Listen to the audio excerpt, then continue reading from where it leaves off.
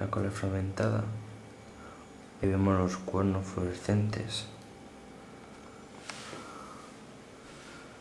Ahí se puede observar el sensor IR, los engranajes de las manos. Todo el sistema de las piernas.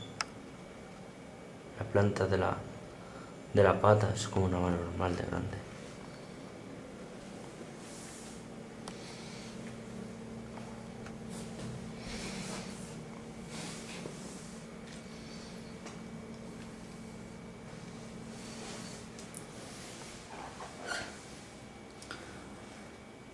Dale hacia adelante. Podemos ver que al caminar la cola se mueve, oscilándose a uno y a otro lado.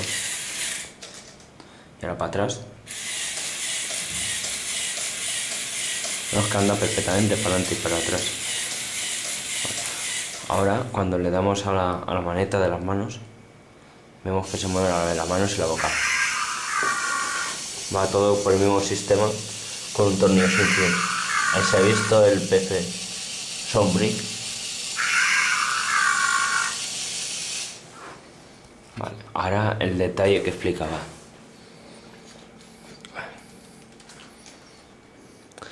Dale hacia adelante y hacia atrás. Se puede ver perfectamente como son 4 patas y no 2.